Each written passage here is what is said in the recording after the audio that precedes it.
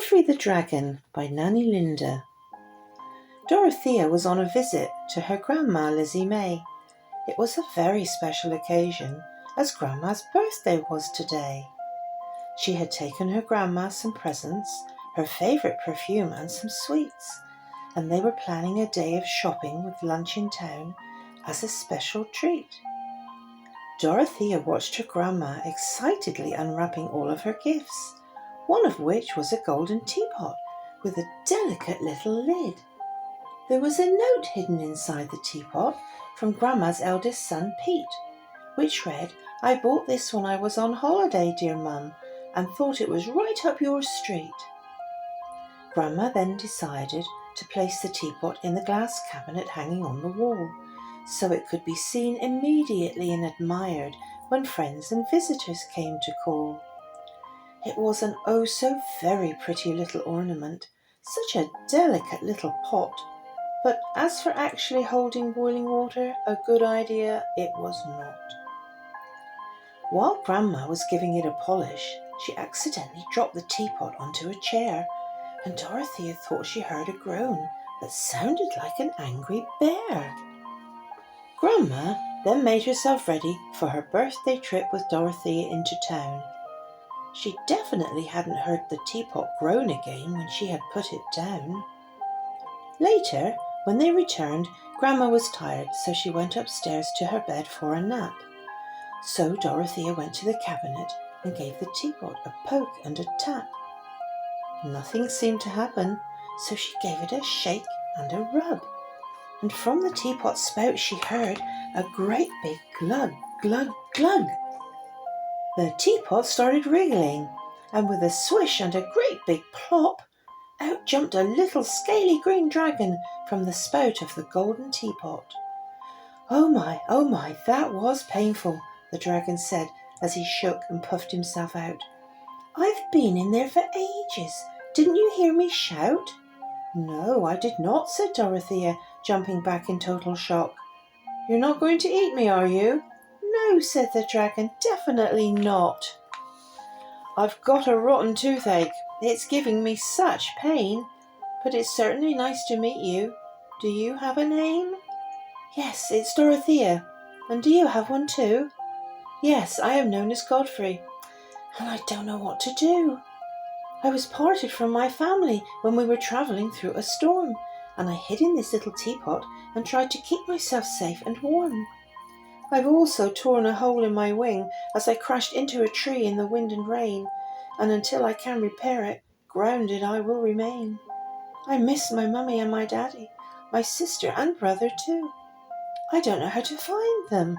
I'm feeling lost and sad and blue." "Oh, this is a strange situation," Dorothea eventually said. "I don't know what I can do to help, and my grandma is asleep in bed. I've heard before that in magic lamps genies do reside, and that they can grant 3 wishes when they emerge from inside." "Oh, I can grant 3 wishes," Godfrey replied. "It's as simple as 1, 2, 3. With this toothache, I just forgot to mention that it's a gift I can provide easily." "Well, can't you grant yourself a wish to ease the toothache pain?" "No, it doesn't work that way," Godfrey said in vain.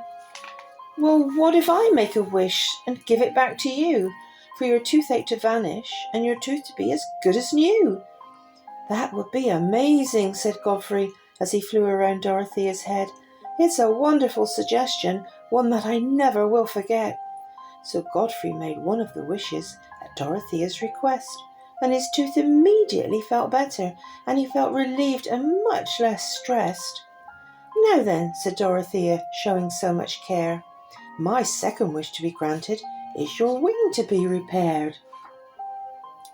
So Godfrey granted Dorothea her second magic wish, and his wing slowly repaired itself without any pain or glue or a stitch. "This is so amazing," Godfrey said with a tear in his eye. "You're so kind, Dorothea." "That's okay," she replied.